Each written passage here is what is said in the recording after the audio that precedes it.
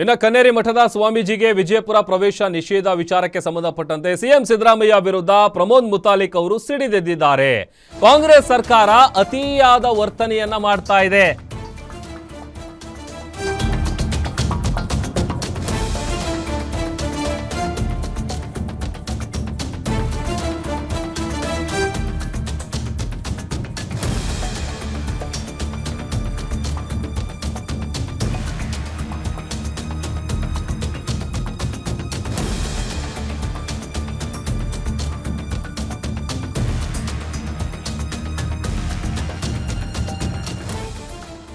CM Siddaramaiah ವಿರುದ್ಧ ಪ್ರಮೋದ್ ಮುತಾಲಿಕ್ ಅವರು ರೊಚ್ಚಿಗೆದ್ದಿದ್ದಾರೆ. ಕಾಂಗ್ರೆಸ್ ಸರ್ಕಾರ ಅತಿಯಾದ ವರ್ತನೆ ಮಾಡ್ತಾ ಇದೆ. ಸ್ವಾಮೀಜಿಯನ್ನ ನಿರ್ಬಂಧ ಮಾಡುವಷ್ಟು ಸೊಕ್ಕು, ಅಜ್ಞಾನ, ಇದು ಜನಮಾನಸ ಮರೆಯಲಾಗದ ಅಕ್ಷಮ್ಯ ಅಪರಾಧ.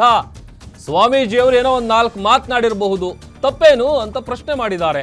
ಸಿಎಂ ಸಿದ್ದರಾಮಯ್ಯ ವಿರುದ್ಧ ಪ್ರಮೋದ್ ಮುತಾಲಿಕ್ ಅವರು ಕಿಡಿಕಾರಿದ್ದಾರೆ. ಯಾಕಂತಂದ್ರೆ ಈಗ ಒಂದ್ ಕಡೆ ಅವರನ್ನ ಬಾಗಲಕೋಟೆ ಜಿಲ್ಲೆಗೂ ಕೂಡ ಬರಬಾರದು ಅಂತೇಳಿ ನಿಷೇಧವನ್ನ ಹೇರಲಾಗಿದೆ, ನಿರ್ಬಂಧ ಹೇರಲಾಗಿದೆ. ಇದೇ ವಿಚಾರಕ್ಕೆ ಸಂಬಂಧಪಟ್ಟಂತೆ ಮುಖ್ಯಮಂತ್ರಿಗಳ ವಿರುದ್ಧ ಪ್ರಮೋದ್ ಮುತಾಲಿಕ್ ಅವರು ಆಕ್ರೋಶ ಹೊರ ಹಾಕ್ತಾ ಇದ್ದಾರೆ. ನಿನ್ನೆ ಪರಮ ಪೂಜ್ಯರಾದಂಥ ಕನೇರಿ ಮಠದ ಕಾಡಸಿದ್ದೇಶ್ವರ ಸ್ವಾಮೀಜಿಯವರನ್ನ ವಿಜಯಪುರ ಜಿಲ್ಲೆಗೆ 2 ತಿಂಗಳು ನಿರ್ಬಂಧನೆಯನ್ನು ಹೇರಿದ್ದಾರೆ, ಪ್ರವೇಶ ನಿಷೇಧವನ್ನು ಮಾಡಿದ್ದಾರೆ.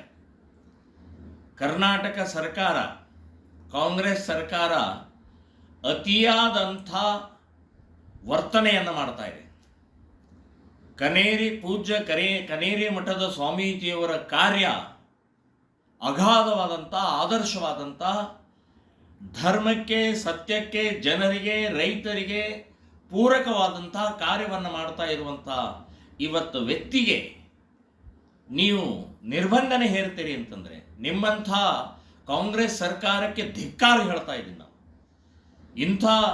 ಇವತ್ತು ಈ ಮಟ್ಟಕ್ಕೆ ನೀವು ಇಳಿದ್ರಿ. ಒಬ್ಬ ಪರಮ ಪೂಜ್ಯ ಸ್ವಾಮೀಜಿಯವರ ನಿರ್ಬಂಧನೆ ಮಾಡುವಷ್ಟು ಧೈರ್ಯ, ಮಾಡುವಷ್ಟು ಸೊಕ್ಕು, ಮಾಡುವಷ್ಟು ನಿಮ್ಮಲ್ಲಿ ಈ ಅಜ್ಞಾನ ಬಂದಿದ್ದು, ಇದು ಇಡೀ ಜನಮಾನಸವನ್ನು ಮರೆಯಲಾರದ ಅಕ್ಷಮ್ಯ ಅಪರಾಧವನ್ನು ಮಾಡಿದಿರಿ ಅಂತನ್ನುವಂಥದ್ದು ನಾನು ಹೇಳ್ತಾ ಇದ್ದೀನಿ.